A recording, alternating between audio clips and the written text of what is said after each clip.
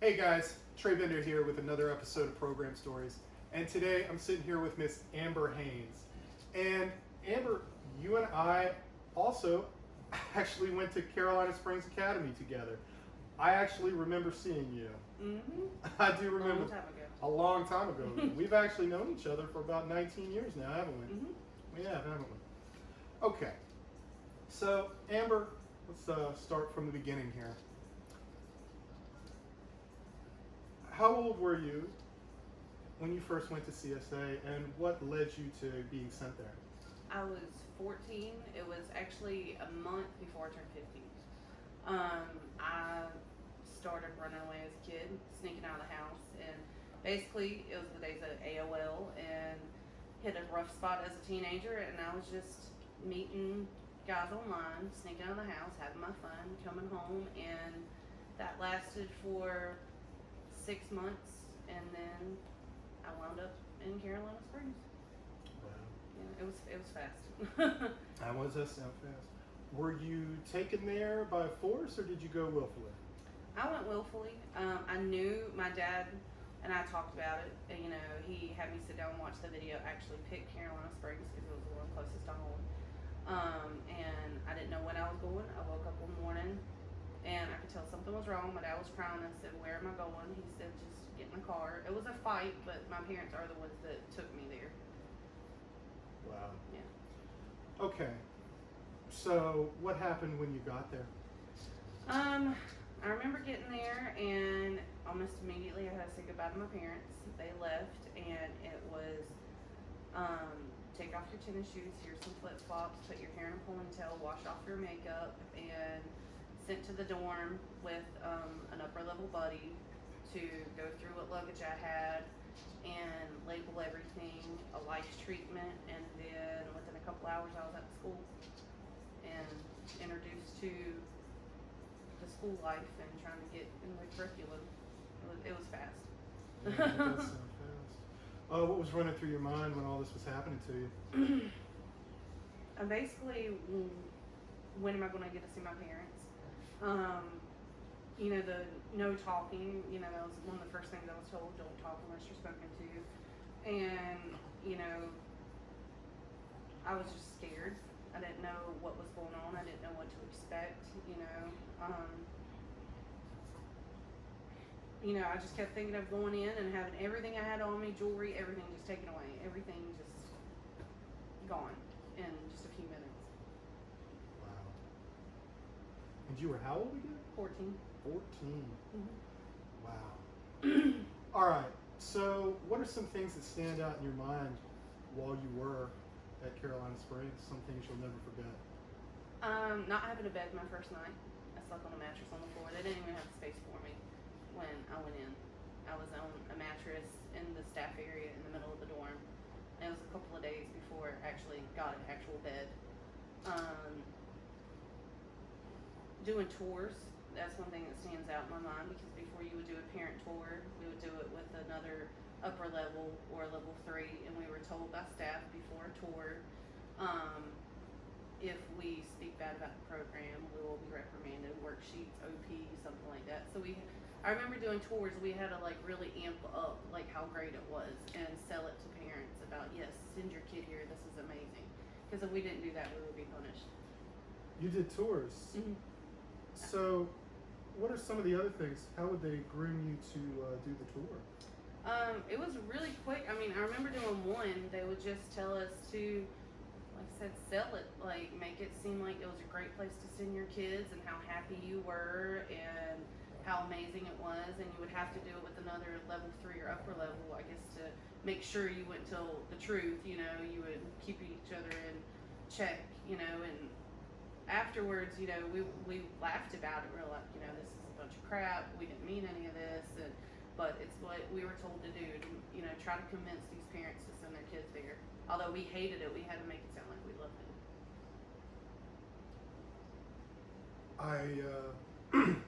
I definitely recall seeing tours like that being given.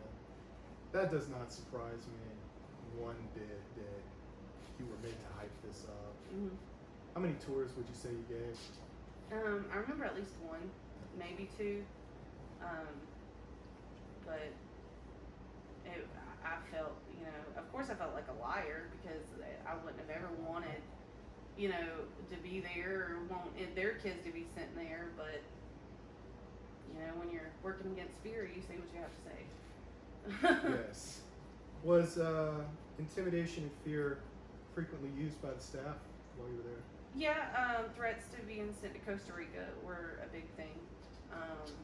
Like with my family rep, saying if we claimed to be anything but straight, we would be sent to Costa Rica. If we were claimed to be lesbian or bisexual, sent to Costa Rica.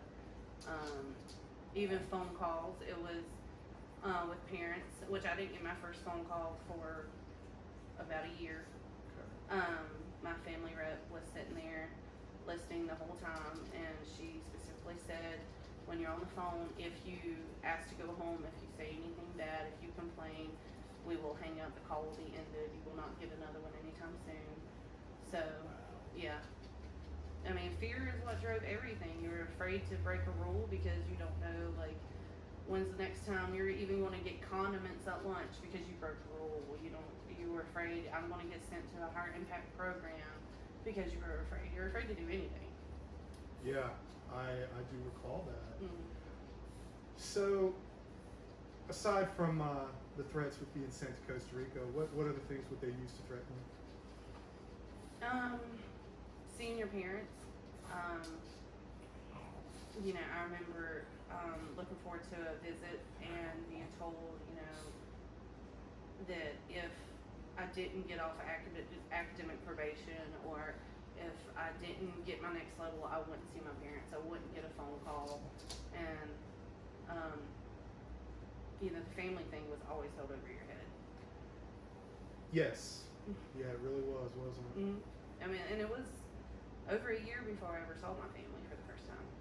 How long were you at Carolina Springs Academy? 18 months and 2 weeks. 18 months, a year and a half. It was August 14th of 2001, March 1st of 2003. Wow.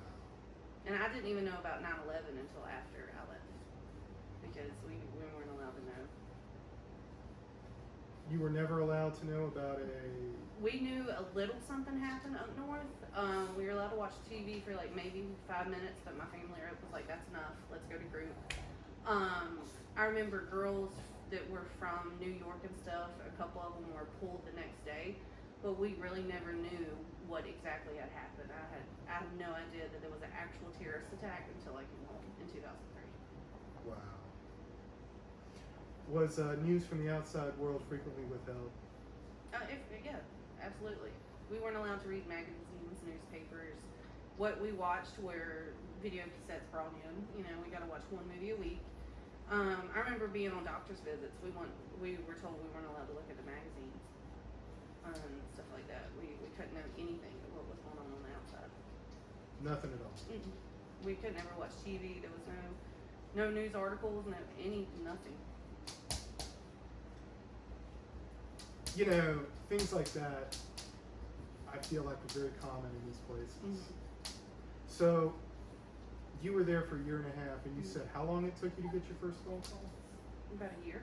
About a year. Mm-hmm. When did you get your first phone call? Like, what would you have to do in order to get this phone call? We had to get to level 3. That was the big criteria for your first phone call. Level 3, which our level 3 had a vote up system. You could not make level 3 unless you were voted up by your peers and your staff. It took me 3 times to get it after the votes. I couldn't ever get voted up because I know in the girls' dorm it was just a popularity contest. The ones that stood out were the ones that advanced quicker. The quiet ones like myself and other girls, it felt like it was at a standstill. But also I felt like my family rep had something to do with it, because from what my dad has said, she was in close contact with him, calling him after work, wanting to see how he was doing and stuff like that. I remember I missed a whole day on one of my visits after I reached level 4 because she never told him I was off of academic probation, that he could come see me. Really? So I finally reached level 3, but it was a year before I got it. And there was girls in other groups that 6 months in, they were on level 4, level 5, you know, going to parent seminars, seeing their family, calls, everything, and I was just stuck. You had mentioned your family, Rev. Mm-hmm. I want to talk about this particular person because I've actually heard a lot about this particular person, and I do want to talk about her. Do you feel like you were held back and stayed as long as you did because of this family representative? Oh, absolutely. Absolutely. I don't recall one girl in my group completing or graduating. And, you know, other girls in other groups did, but I felt like it was stagnant. Like, it was no matter what you did, you know, how well behaved you were, you could not advance. It was, I can't even explain it, but looking back, you know, I believe like the relationship she was trying to have with my dad, she was trying to keep me there longer, and but I remember her priding herself on not having any girls pulled, but before, if she found out a parent was getting ready to pull their child, she would move them to a different group before the parent would pull them, so she could keep that record of not having any students, any of her girls pulled from the program. She was trying to get like 100% graduation record, so she would just transfer them before she knew that they were leaving, so she could keep that. That does not shock me at all. But I do want to circle back to that in a minute, though. But there is something I did want to talk about, because you and I were both at Caroline Springs at the same time. Mm-hmm. Would you say that the girls were treated harsher than the boys there? I believe so. I know that our rules, we were not allowed to look at the boys. If we saw a boy walking across campus, we had to hang our head down. If we got caught looking, that was like an automatic rule break, and we were in worksheets for a day. You know, no looking at the boys, no talking, no, you know. And I felt like we didn't get as many breaks as they did. I don't know really how well it went there, but it always just seemed a lot more strict for the girls. I actually wanted to touch on that, which is Mm-hmm. why I asked. Yes, I do believe that, because when I was there, I would notice that the girls were treated much harsher, Mm-hmm. much worse than the boys ever were. I think I would notice how many times a day would you say you were made to walk up and down that gravel road? Well, it was always a trip up for breakfast and then back, and then midday up to school and back. And then when I have a break, then go back. So at least 3 round trips back and forth a day from the dorm up to the school. And what did you think about that? In the summertime, it didn't bother me. In the winter, when there was snow on the ground and wearing flip flops and socks, it sucked. I just remember one time they actually let us get our tennis shoes out, which no laces, and let us wear those. And there was just maybe I'd say 5 times at best when the weather was really bad, they would actually bring food to the dorm, so we didn't have to go up and get breakfast. But even in the winter, it was wearing flip flops and socks, making that walk back and forth. You had mentioned going to school, making that trek up there to go to school. Mm-hmm. The school there, what would you say about it if you could describe it? It was a joke. I actually graduated high school a semester late because you had to teach yourself everything. You know, the whole pride of students getting A's and B's is absolute nonsense, because you have no choice but to get no less than a B. Yeah. Because, you know, you had to take a test. I remember taking one algebra test, I believe, 7 times before I passed, because you couldn't get below like an 85 or something. It had to be like within the B range. And I was trying to teach myself algebra, and I kept getting on academic probation because I couldn't pass it. And, you know, you have like one math tutor and 60 girls trying to, you know, rotate, trying to get help, and there was hardly any help. You had to teach yourself everything. But when I finally did finish algebra and I completed that, the principal said, "Oh, on your transcripts, you've already done this course anyway. So I spent a year trying to teach myself algebra, a class I'd already completed in high school. So I got behind on other things, which essentially made me graduate high school late when I finally did get back into the real world. So. Would you say you learned anything in school there? No. Would you say that the school there amounted to anything? Absolutely not. I remember going to another high school and the principal looked at my transcripts and he was like, "Oh, you made all A's in this school." I was like, "Which school are you talking about?" He was like, "Carolina Springs Academy," and I was like, "Well, you kind of had to." And he asked me questions about that, so we weren't allowed to make anything less than a B.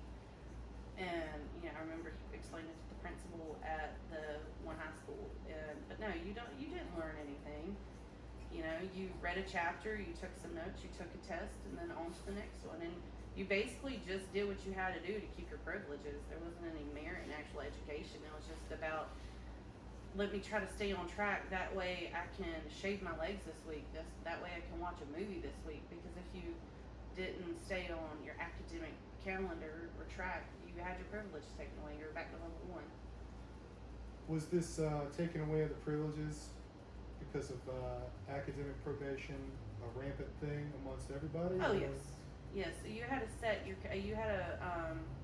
remember making a calendar, a school calendar every week, and you had to turn that in, and you had to plan what tests you were taking on what subject that week. And if you didn't meet your academic goal that week, you were on academic probation. Didn't matter if you were level 6. If you were on academic probation, you had to act as a level 1.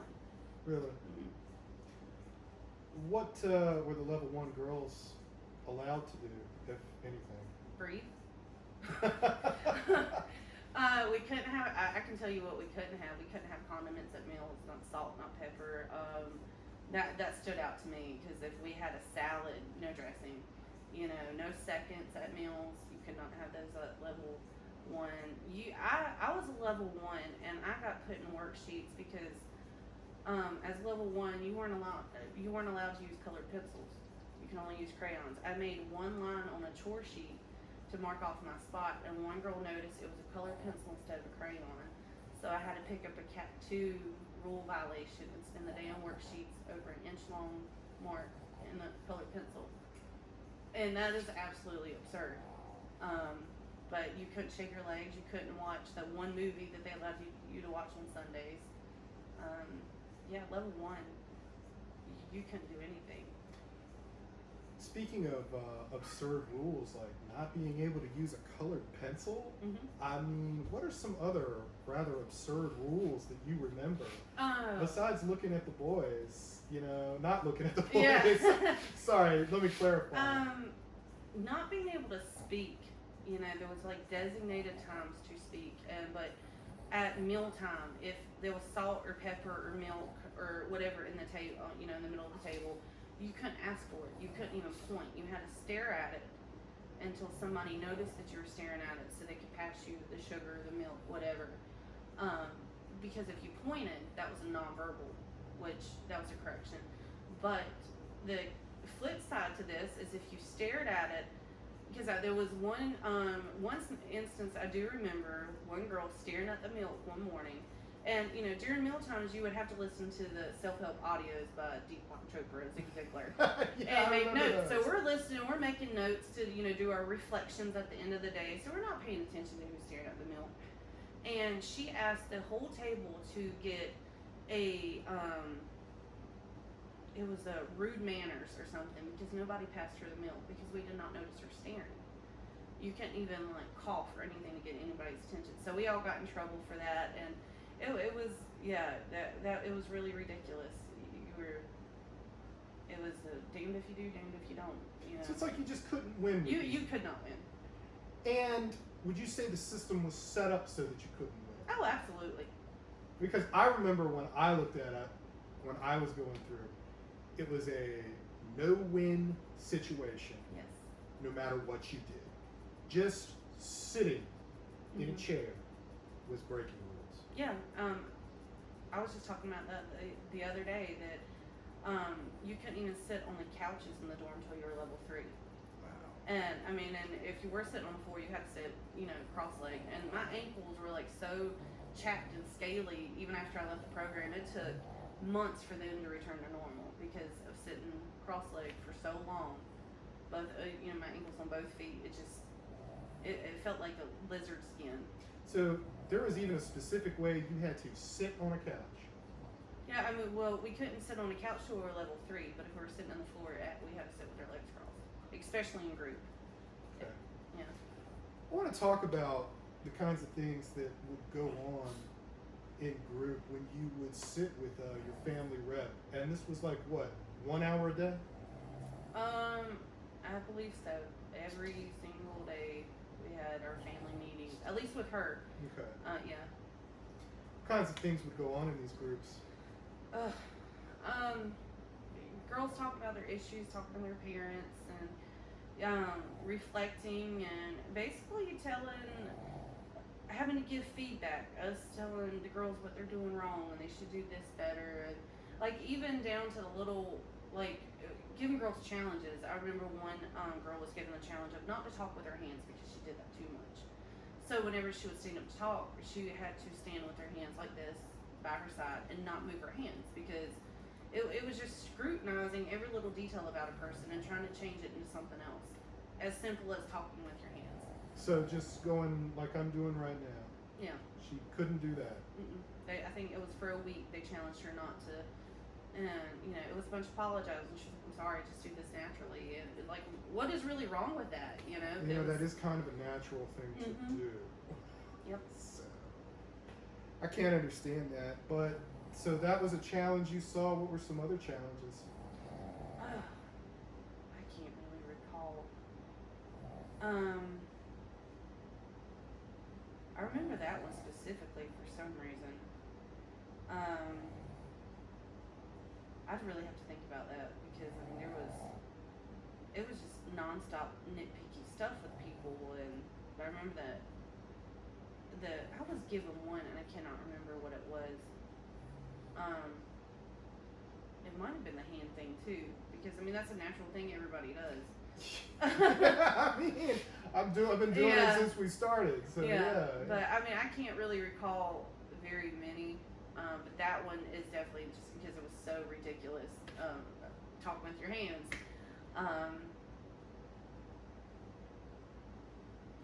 Some of them weren't all bad. I mean, I do remember a couple of things like I challenge you to compliment yourself every day and stuff like that. But the hand thing and I was challenged to correct students more, give them more corrections because. Tell us about that. How did you go about that? Well, because the staff weren't really the ones that give you the rule violations. It was the girls. We basically staffed each other. And that was one of the things, like, even to get to level 3, is, I remember being told, you don't correct enough girls. Because if you see them breaking a rule, you're supposed to say, hey, can you get this, self-correction, rule violation or whatever. So I was challenged to call more girls out on the rule breaking. And I didn't want to do that because I knew that if I did that, then that pushes them back further. And, to me, like, we're all in the same race there, but that was one of the challenges I had, is to self-correct the girls more. And there was some girls, they were amazing at it. Like, they looked for other girls to get in trouble, because it's almost like the more you got other girls in trouble, the better you were doing. So basically, it would boil down to, if I want to get out of here, I've got to hold other people back. Was that the mentality? Yeah. You definitely had to step on others to get ahead. And what would you see happen to girls who were being stepped on? Well, like me, I felt like I spent so much time in worksheets over stupid stuff and getting my privileges taken away over stupid things just so one girl could get ahead a little bit. And there were girls, that would just kind of prey on specific girls. Like, I was one I felt like I was preyed on because I was quiet, I was timid, I was one of the younger ones. The girls that were, 15, 16, 17 when they came in, and already like just naturally loud and boisterous, did much better than the quiet, timid ones like myself. And those girls kind of preyed on the quiet ones. and because they knew that we weren't going to do anything about it. And I mean, what could we do? You know, it was hard to make friends. It was just hard to get ahead. And people in prison have more rights than we did. You know, it's funny. I used to say that same thing when I was there because when I got out and I saw how they were able to get away with a lot of things, it's because it was privately run. Yeah. Because it was not state run. It was privately run, and that's how they were able to get away with it. Yep. Okay. So I wanted to touch on one thing. So I kind of want to backtrack a little. Okay. You had talked about earlier not being able to look at boys and having to keep your head down, like whenever they would walk by. Did that affect you in any way when it was happening? I felt less than. Really? Because, I mean, you know, you notice the boy looking, you know. I remember, you know, accidentally looking up, or just happened to be looking up, going up to the school and seeing boys at the doors looking at the girls. And then immediately it was just like, after a while it became instinct, oh, don't look. But it was demeaning, you know, because why were the boys able to look and do whatever they wanted, but we had to hang our head down, you know. It was an odd feeling, because it's not the 50s, it's not the 1800s, it's, you know, to me, everybody should be equal, but what was so wrong about that? Like, why to that extreme? And to make the girls have to turn away, but not the boys. Were there still girls who looked at boys anyway? Oh yes, there was a lot of fraternizing and notes being passed and sneaking from dorm to dorm, and a lot of stuff going on. I was never a part of it. I just heard about it. What were some of the things you heard about? The upper level dorm, the one up on the hill. Oh, the yeah. house. Yeah. Boys sneaking out of there in the middle of the night and sneaking up there. I mean, I remember the group of upper level girls that was there when I went in. They all got dropped because of stuff happening up there, and there were girls. I guess that would leave notes in the textbooks at school. And they, like, the guys would know which ones to get, and so the note passing. Yes. Yeah. Stuff like that. I remember that happening, Mm-hmm. and I've recently talked to some other people who told me all about it. I never got in on that. No. I didn't have anybody to pass notes with. Mm-mm. Although I don't even understand how it happened. As little as we got to teach once every 6 weeks in seminars, it was as much as it happened. So it was definitely creative. I want to ask you this. You know, was that separation from the sexes and not being able to look, or separation of the gender, did that affect you once you got out, or did it affect you in your later life in any way? Oh, absolutely. How so? Especially when I got out, it was very hard to get back in the swing of things, going back to public school and just being out in public and around the opposite sex. I still put my head down when I saw men. Even if I was walking to Walmart, I would still put my head down. And I didn't know how to act. I didn't know how. I felt like I didn't know how to do anything. It took a week after I got out to get back into the same things I was doing before I ever went there, because my main problem was attention from the opposite sex. But all they really taught you there was, well, virtually nothing on the issues that you actually had. So I learned nothing about the actual problem I had, why I wanted attention, and stuff like that. And turning away from it was never addressing it. It was just avoiding the whole problem together and teaching you a bunch of bull crap, and then sending you out to the real world, and I just crashed miserably. I struggled a lot when I got out too, because it did affect me, because when I got out of there, I didn't know how to talk to girls. Mm-mm. I got thrust right back into public school Mm-hmm. for my senior year. So naturally I get to a school where I don't know anybody. Mm-hmm. And that's what happened to me. Yeah. And I didn't know how to talk to any of the girls. I didn't know how to talk to anybody. It made you very socially awkward. Yes, it did. Mm-hmm. And then right after that, I got thrust right into college. Yep. So, in the span of less than 2 years, I was thrust from having no freedom to being put into college where partying and that it's available. Mhm. It's not hard to find on any college campus. I want to ask you about this. You had talked about us going to seminars. Mhm. What do you recall from those? Like, is there anything in particular from the seminars that you recall?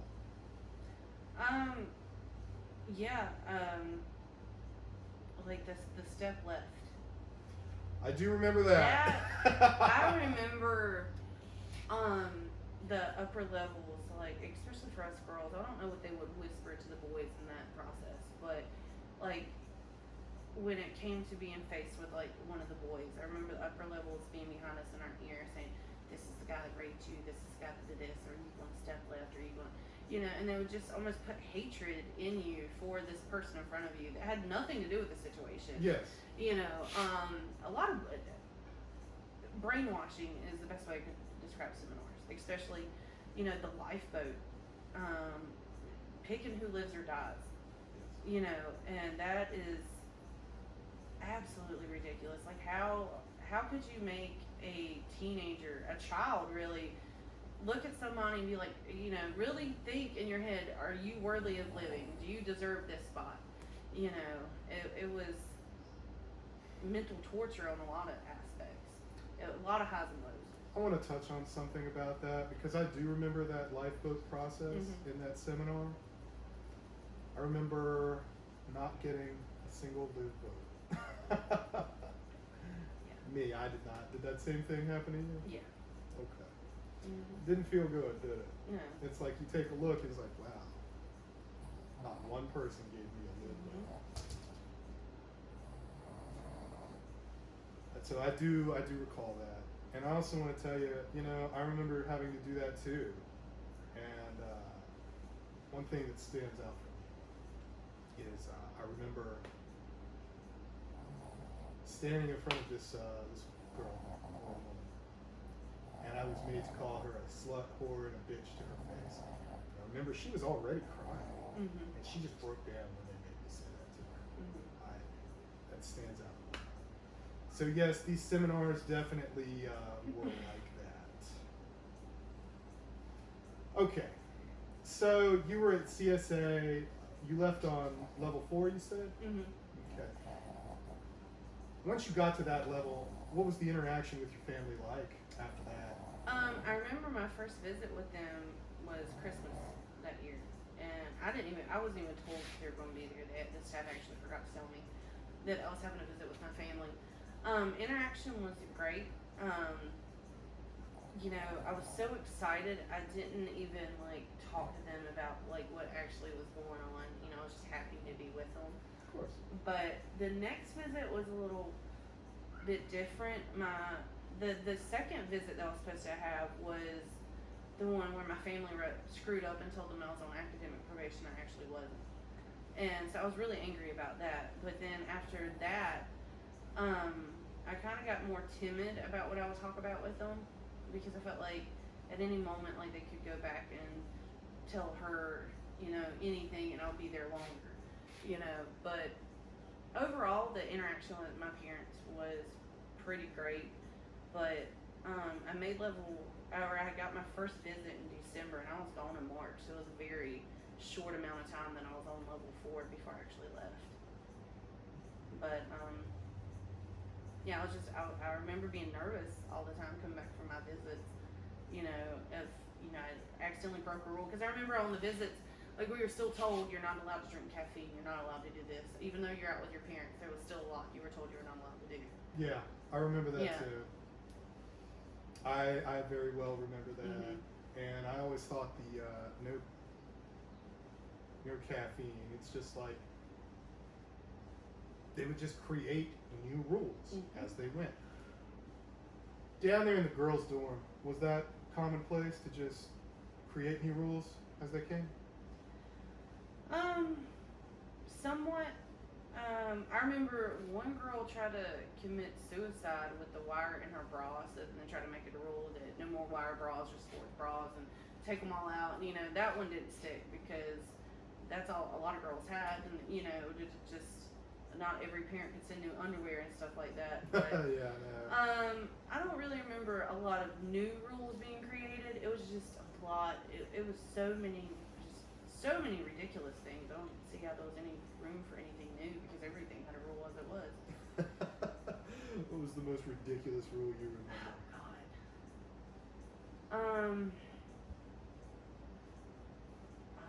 Thinking about all the rules, like asking permission to spit, having to tap your head to fix your ponytail. You couldn't talk in the bathroom. I did get a correction one time because you could not walk out in the main room without socks on. And there was a fire drill or something, and I was in the shower and I went to step out and my toe hit the carpet and one girl saw it and I had to get a correction and I didn't have my socks on yet while walking out of the bathroom. And it was just like get a correction. You walked out of the bathroom without your socks on. Wow. Yeah. Jeez. So, I never actually saw what it looked like down there inside the girls' dorm. I knew it was was it a double wide or a triple wide trailer or what? Something like triple wide, something like that. Okay, so was it just 3 big rooms, or how would you describe it? The middle, you walk in, and it was more enclosed. I remember the middle. You walk in one of the front doors, and it was like the staff area with the desk, and there was some steps that went up to like a little living room for upper level and stuff like that, with a washer and dryer and microwave and stuff, and that was another rule in itself. But there was a small area with 2, 3, 4, maybe 6 or 7 beds, and then off to the left there was about 6 or 7 at the ends open up into big rooms with about 20 beds in each big room, and so it was probably about 20 beds, and then there was in the bathrooms had 3 showers, 3 toilets, and 3 sinks, 2 or 3 sinks. But it was just basically one big triple wide with a lot of beds and a few bathrooms. Would you say that this building was grossly overcrowded? Oh, absolutely. Like I said, my first night there, I didn't even have a bed. When DSS would come to do a check, we would hide beds out in the building. I remember that. Mm-hmm. I was there when that happened, and I remember beds being hidden. Mm-hmm. So, one thing I've been wanting to ask somebody else that went to Carolina Springs like I did. When you would come out in the morning and you would look up the hill and you would see the big house, what were your thoughts on that? Now, for a long time, I wondered who lived there. I stayed up there in that upper level dorm when I became level 4. I wondered who lived there, what it was like. After I did find out, I do remember him come through on a golf cart one day, and all of his girls were all outside, and he said, "I love you girls, you make me a rich man." And he kept on going, and it was just, I don't know, it was kind of like this elusive person, like, who is that? And just always felt like somebody's up there watching, just all of us, and we're just here to make him a lot of money. When you would go up there, would you see the 2 RVs, the boat, I remember, the 4-wheeler, yes, the Lexus SUV, yes, the Mercedes SL 500? I do remember very expensive. I remember a camper. I remember 4-wheelers being ridden across campus, and it was disheartening, I guess, to say the least. When that owner would come down, that man who lived in that house, Mm-hmm. what kinds of things other than "you girls make me a rich man" would he say to you girls? That's honestly the only time I ever remember seeing him. Yeah. Mm-hmm. Then, I do remember leaving campus one time and going to go clean the other owner's house. I want to touch on that Mm-hmm. because I remember going to that house too, and we were made to lay sod. Mm-hmm. So basically, he was exploiting free labor for that kind of thing. But you went to that house. Mm-hmm. It was a big house. Yes, it was a house in a house. It was a house in a house. That's sure it was. Yeah, there was actually, I think, 2 apartments in the house. Yes. In this house. Mm-hmm. So I remember going to that house. And thinking, whoa. Mm-hmm. And I was like, wow. And I thought I lived in a big house. Yeah. Okay, when you went to this owner's house that one time, Mhm. what were you taken there for? To clean it before he came back from Costa Rica. To clean it. Yep.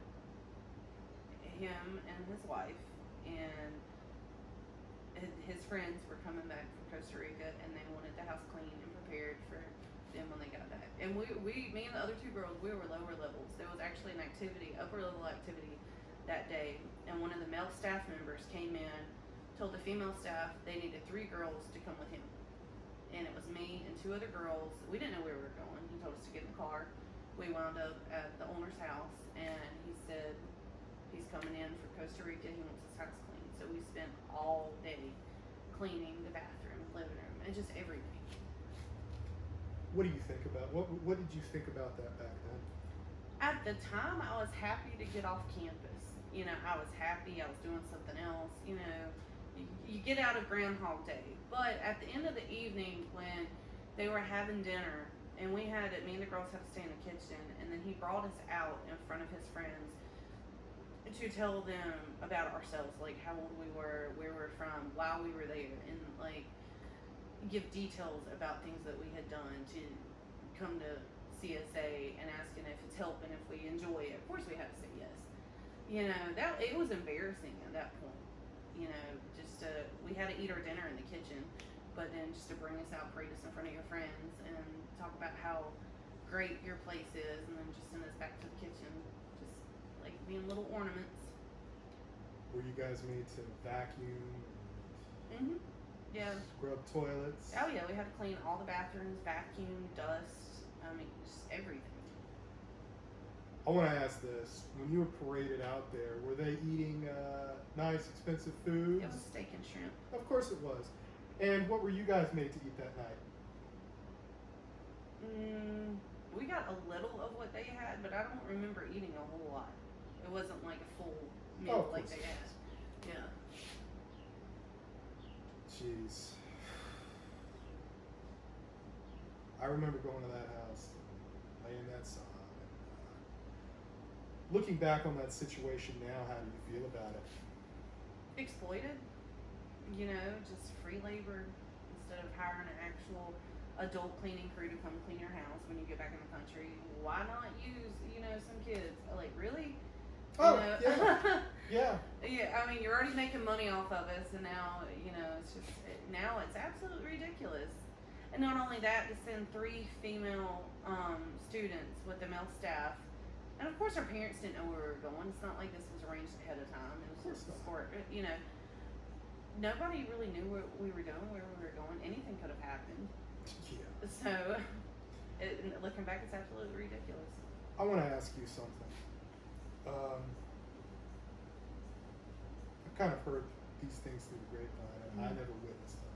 Mm-hmm. But I want to ask you: was there ever any sexual assaults by the staff on the girls that you know? Not that I'm aware of. Not that you know. I heard things here and there, but nothing that I can really recall that merits anything. But I've heard different things from different people, but I never saw it. Mm-hmm. I always happened to come in just after it happened. Mm-hmm. Heard about it. I never actually saw it. Right. Do you think your parents had any idea of some of the things that were going on? Oh, absolutely not. I remember a week after I got out, I was at dinner with my parents, and I was still very quiet. After going out or getting out of the program, I wouldn't talk at meals. I'd still sit there and stare at the condiments and hoping somebody would pass it to me. And that finally it was a breakthrough that night. They're like, "Why are you so quiet? What is going on?" And I told them, I was like, it's going to take me a while to get out of this. And they're like, "What happened? Like, why are you doing this?" So I had to explain to them how meals were, how day-to-day life was, and they were floored. They're like, "That's not what we thought was going on." And I showed my dad the rule book, and he said, "This isn't the rule book that I had. This isn't what I was given." I mean, and the video made it sound, great. I remember watching the video for CSA and all the schools, and it was a bunch of horseback riding and trips and everything. And, And that was nothing like it. So no, I don't believe for 1 second my parents had any idea how it actually was. Did you ever get to ride the horses? No. There was only like maybe 6 girls that did that because their parents paid the extra few $100 a month for the equestrian program. I never rode the horses either. I never saw them. I saw them a few times. I never once even went down to that barn. I never saw the barn. You never saw the barn? Not in 18 months, never saw it. I want to ask you about some of the particular staff that they had hired. Not talking about the family reps, but the actual chaperones. If you had to describe these people, how would you do it? Incompetent. Anything else? Non-educated. They did not have training in how to handle, troubled youth. They were basically, it felt like overseers on a plantation. Just like them being up on the horses, making sure we were doing what we were doing, and that was it. There was no help. There was no anything. It was just telling us when to get in line, telling us what to do, what not to do, and that was it. It wasn't hands-on therapeutic help like what this place was portrayed to be. So none of these staff had any education? Not that I'm aware of. If they did not show it. It was just a paycheck for them. Something easy. Oh, I just get to go in this building and chill and just tell girls when to get in line to go to school, chill some more, and when to go back to the dorm and just relax and because aside from med calls and lights out and stuff, I mean, what did they really do? Nothing. Nothing. I remember when I met the male staff, I would just think, man, where do they get these people? Would you see staff come and go? Yeah, night staff a little bit. I remember there was 2 young girls that worked for a short amount of time that were replaced and brought in. For the most part, I was there. It was pretty much the same ones, but just it's like it was even like the new ones that were brought in. It was just a different face, but the same person, same actions. Really? Yeah. Wow. Was there any particular staff that seemed to be the ringleader, like the worst of the worst, the one you'd have to watch out for? Oh, absolutely. Yeah. One in particular, I'm not sure she quit or got fired by the time I left. But at the time when I was there, it seemed like a little bit of fun with her because she didn't care as much about the rules as the other staff members. And after dinner, she picked me and a few other girls after dinner each night, or not every night, but several times. We were allowed to stay at the boys' dorm and play prison rules basketball and just get as rough as we wanted with other girls and playing, and we would come back bleeding and scratched up and everything, but she would sit back and watch. It was like her entertainment to watch us just, I wouldn't say beat the crap out of each other, but we weren't exactly gentle, and she thought it was pretty funny, so we would get as rough as we possibly could. And that quit when she finally got a bloody nose one night from us playing basketball and her getting hit. Sometimes I think about who these people that were watching us were, and I just wonder how it was. A reasonable person would think that these people should be looking after teenagers. My only guess is like when they would do the interviews, they would be like, "How ethical are you?" And if you said you're not, then you were hired. Why is it that I can actually agree with that? I can actually say that you're right. Do you think that these staff saw what was going on? Oh, absolutely. There's no question in my mind that they saw what was going on. They didn't care. I mean, I really wonder how much they got paid. I would wonder that too. Because the staff didn't care, family reps didn't care. No. The only people that cared were the tutors in the school, but I felt like they were powerless. I feel like they felt like they were powerless to actually what was going on. I would agree with that because I always felt like the teachers or tutors were the only people there that had any real credentials for anything, because they were, say what you will, they were real teachers. They were legit teachers. Absolutely. And I remember this one particular one. I think you and I were talking about him. You know, I feel like he saw a lot of what was going on. And you know the man I'm talking about. Absolutely, yes. You know, this particular man, he always had very good advice. And I called him a few years ago and told him that. He said that that was his reward, and you told me that you talked to him too. Great guy, this particular man. Yes. I want to ask you if you could talk directly to some of these former staff and these chaperones, what would you say to them? I would definitely say, how dare you try to make me be something I'm not. Meaning back to the, you know, if you're gay, if you're bi, you're going to Costa Rica, because that put such a fear in me for a long time. Even after I got out of staying away from who I felt like I was. With the staff, I would want to ask them, like, don't you have a conscience? Like, how did you sit there for so long watching all this go on and just punishing people for just being who they are? Like, how do you do that? So conversion therapy was very big? I don't know.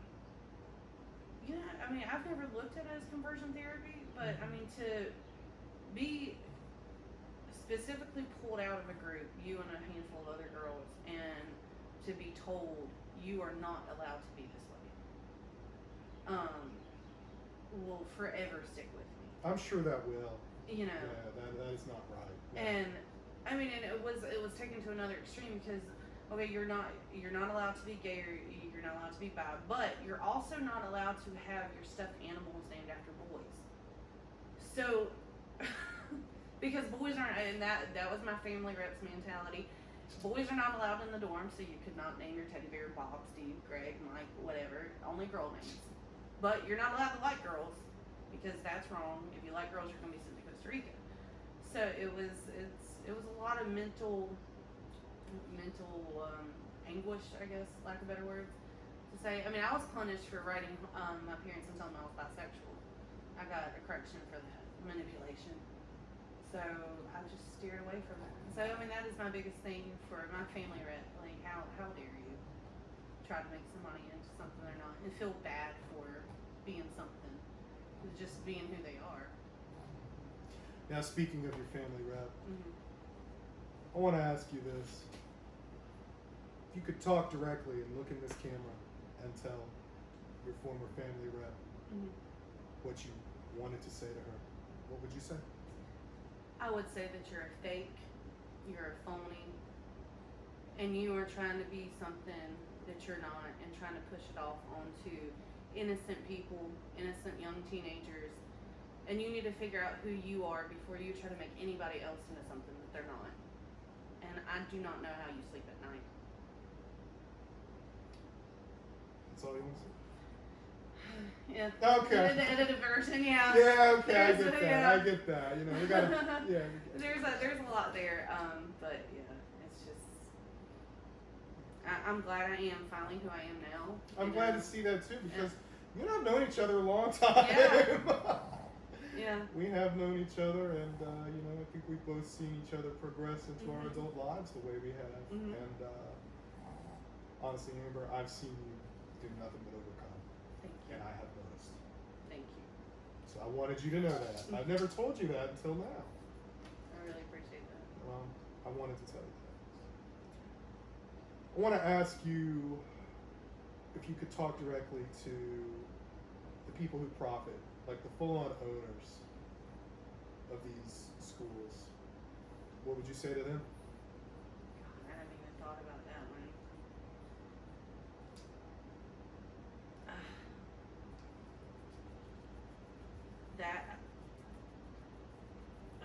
probably a lot of stuff that definitely couldn't be put on television.